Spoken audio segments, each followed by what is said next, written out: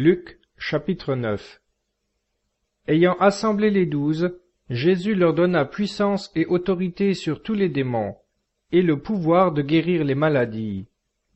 Et il les envoya prêcher le royaume de Dieu et guérir les malades. Et il leur dit: Ne prenez rien pour le voyage, ni bâton, ni sac, ni pain, ni argent, et n'ayez point de tunique. Dans quelque maison que vous entriez, demeurez-y jusqu'à ce que vous partiez de ce lieu.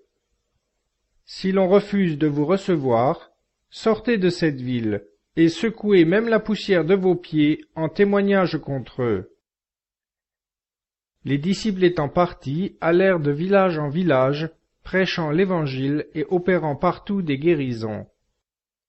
Cependant Hérode le tétrarque entendit parler de tout ce que faisait Jésus, et il ne savait que penser, car les uns disaient: Jean est ressuscité des morts. D'autres: Élie apparut. D'autres: un des anciens prophètes est ressuscité. Hérode dit: Quant à Jean, je l'ai fait décapiter. Quel est donc cet homme de qui j'entends dire de telles choses? Et il cherchait à le voir.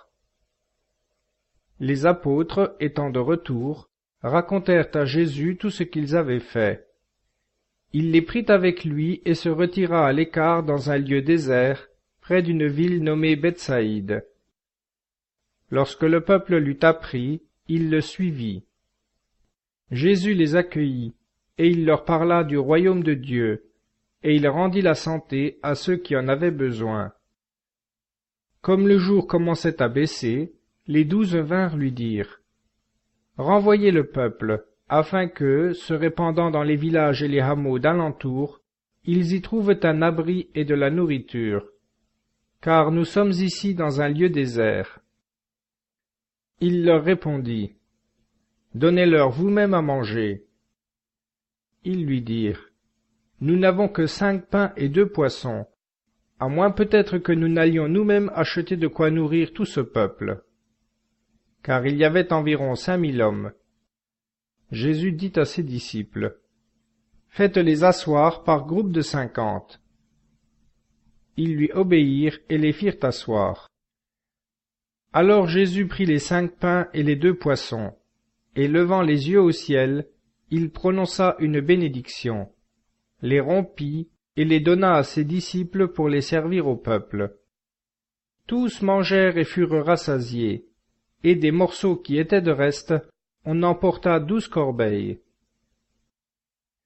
Un jour qu'il priait dans un lieu solitaire, ayant ses disciples avec lui, il leur fit cette question: Qui suis-je au dire des foules? Ils répondirent: Les uns disent Jean-Baptiste, d'autres Élie, d'autres qu'un des anciens prophètes est ressuscité. Et vous, leur demanda-t-il, qui dites-vous que je suis? Pierre répondit: Le Christ de Dieu. Mais il leur enjoignit d'un ton sévère de ne le dire à personne. Il faut, ajouta-t-il, que le Fils de l'homme souffre beaucoup, qu'il soit rejeté par les anciens, par les princes des prêtres et par les scribes, qu'il soit mis à mort et qu'il ressuscite le 3e jour. Puis, s'adressant à tous, il dit: Si quelqu'un veut venir après moi, qu'il se renonce lui-même, qu'il porte sa croix chaque jour et me suive. Car celui qui voudra sauver sa vie la perdra, et celui qui perdra sa vie à cause de moi la sauvera.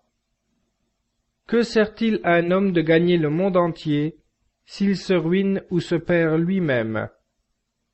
Et si quelqu'un rougit de moi et de mes paroles, le Fils de l'homme rougira de lui, lorsqu'il viendra dans sa gloire et dans celle du Père et des saints anges.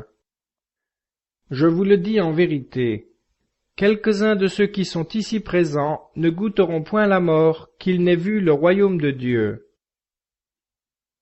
Environ 8 jours après qu'il eut dit ces paroles, Jésus prit avec lui Pierre, Jacques et Jean, et monta sur la montagne pour prier. Pendant qu'il priait, l'aspect de son visage changea, et ses vêtements devinrent éblouissants de blancheur. Et voilà que deux hommes conversaient avec lui. C'étaient Moïse et Élie, apparaissant dans la gloire. Ils s'entretenaient de sa mort qui devait s'accomplir dans Jérusalem.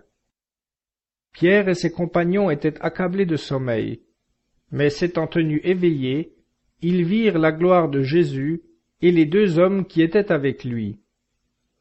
Au moment où ceux-ci s'éloignaient de lui, Pierre dit à Jésus, « Maître, il nous est bon d'être ici.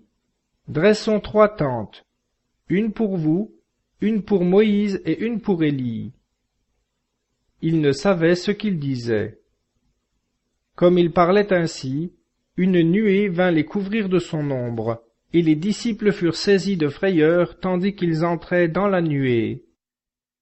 Et de la nuée sortit une voix qui disait, « Celui-ci est mon Fils bien-aimé, écoutez-le. » Pendant que la voix parlait, Jésus se trouva seul.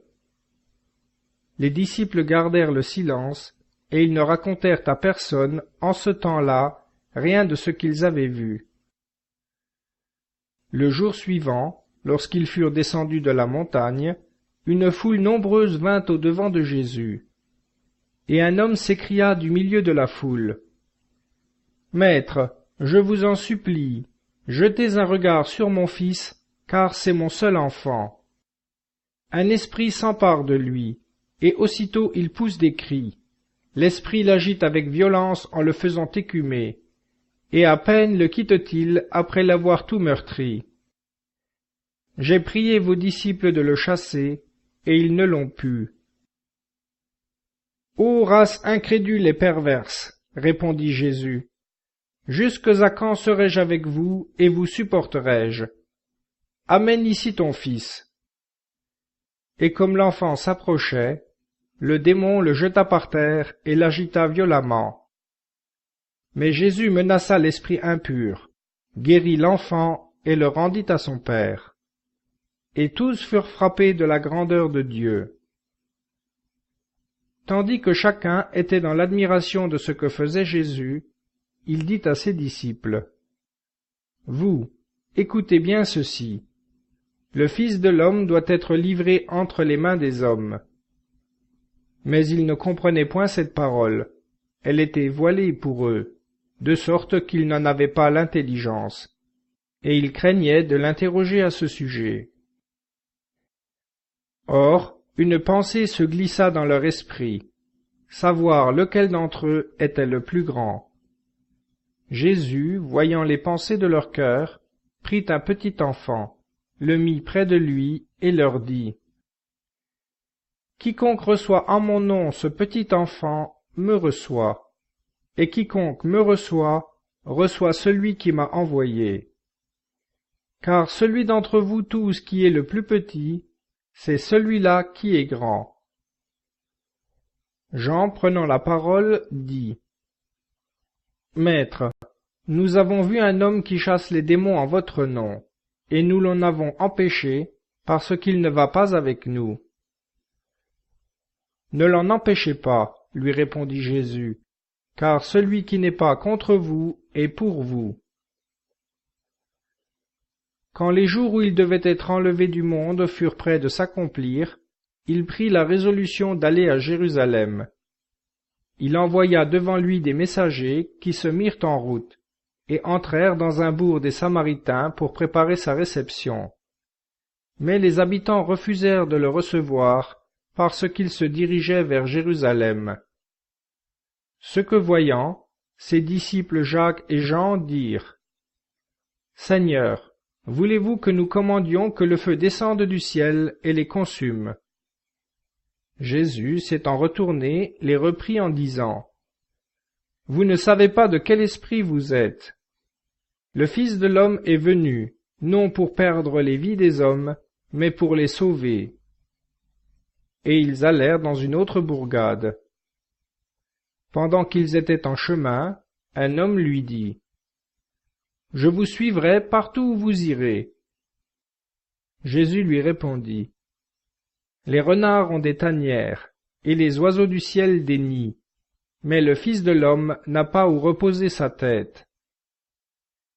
Il dit à un autre, « Suis-moi. » Celui-ci répondit, « Seigneur, permettez-moi d'aller auparavant ensevelir mon père. » Mais Jésus lui dit, « Laisse les morts ensevelir leurs morts. Pour toi, va annoncer le royaume de Dieu. » Un autre lui dit, « Je vous suivrai, Seigneur, mais permettez-moi d'aller auparavant faire mes adieux à ceux de ma maison. » Jésus lui répondit, « Quiconque met la main à la charrue et regarde en arrière n'est pas propre au royaume de Dieu. »